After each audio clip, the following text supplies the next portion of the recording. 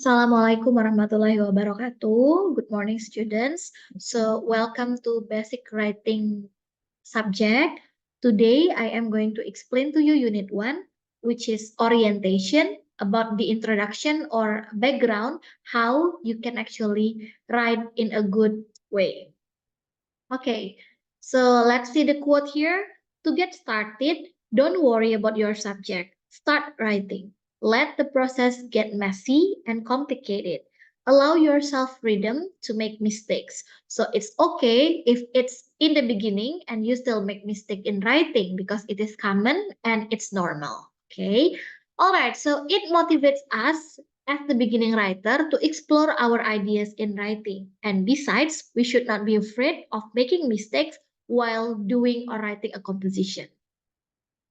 All right, firstly, here as your practice, I'd like you to write a short paragraph about why you chose the English literature study program. Your reason why you took this major, and also yeah, probably you have some reasons, right? Nah, at least you have 5 sentences to explain or to describe on your writing.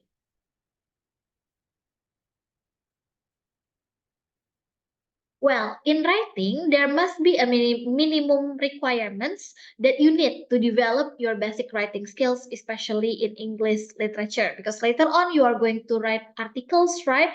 You are going to do some research and you must be able to write. Because the ability of writing um, comes after reading. So after you do some reading, you can actually write better. All right, so here are the minimum requirements in writing.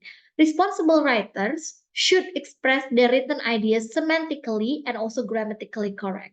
Okay, we sometimes see books, for example, which have error in the grammar. And also sometimes we see sentences which is quite funny or it is weird because it is semantically incorrect. Now here, let's see the 4 examples of the the incorrect sentences semantically and also grammatically. First, the first sentence does not read well. This is semantically correct. It has a proper meaning, but unfortunately, the word reads here is incorrect because it is grammatically wrong. Number 2, Daniel and Nathaniel fry books and pencils for breakfast. These fry books and pencils are wrong because it is semantically incorrect because the meaning is impossible, right? Next, C, they was not like coffee, bitter, no sugar. For this sentence, it's neither semantically nor grammatically correct. Yeah. And the last one, I said yes to compromise. This one, semantically and also grammatically correct. So the meaning and also the grammar form is correct. In formal writing, a good sentence should have at least a subject or noun and also a predicate. So sometimes the students are still making mistake in writing on papers, right? They still write with no subjects directly. For example, in the first paragraph, they begin with the word because, blah, blah, blah, yeah, because without any subject or predicate after that. This is, for example, after a long wait, the gleaming glass doors of the new department store finally opened to the public. The doors open. Now here, the subject of a sentence may be very short or very long, like this one. And the first sentence has a longer subject than the second one, yeah, because there is a prepositional phrase also here, and the predicate comes after that. Opened. Meanwhile, the second one, the doors open. In addition, to have to having semantically and also grammatically correct form and having a subject and also predicate, a good sentence should follow these requirements in writing. And these requirements must be must be good and also have correct English sentences. So here are some explanation. The first one is the agreement. So we have to make sure that we use the masculine and also the feminine pronouns correctly. So for example, Puspa likes that one. Meanwhile, in the next sentence, you use pronoun he there. Meanwhile, Puspa is feminine, right? It should be she. Just like in this example too. My sister goes to campus. Meanwhile, here it is he. It's in the third semester. It's supposed to be she. Second, you should make sure that you use correct singular and plural forms of the verbs and also pronouns. For example, a teacher won. It should be a teacher wants. 3, you should make sure that you use the correct form of the nouns after the articles. For example, articles a and an. A books is on these tables. Yeah, if you want to use tables here, so means that the article must be these. Yeah, and here is a book, not a books. Yeah, because a is singular. Next, finite verbs. You should make sure that every simple sentence and principle or main clause in every complex sentence each contains a finite verb. Like this, it's missing the verb. Yeah, he happy. There is no is there. Is here has verb function or predicate in the sentence. Tenses. So you have to make sure that you do not change the tense from present to past, for example, or vice versa, past to present, yeah, unless you have good reason for it. Now, like this one, for example, I always enjoy holidays. I remember my impressive holiday when I went to Raja Ampat for a week last month. So there is a change in verb or in tense here, but it is correct, yeah, because it talks about holiday and also the examples of when this person went to holiday. Next, verb groups. You should make sure that the verbs in questions and negative constructions have the correct form. For example, he does not like, yeah, without s. Next, articles. So here there are 3 articles that you have to pay attention.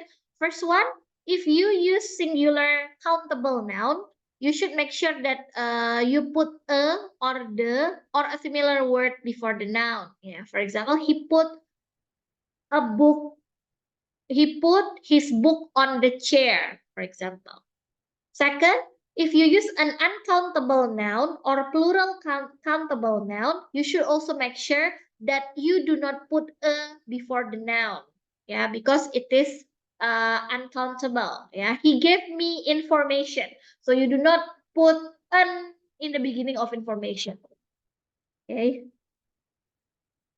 Next, if you use the name of a person, town, or country, you should also make sure that you do not use the articles or the in front of it. Yeah, because some students sometimes still make mistake, even though this is simple, but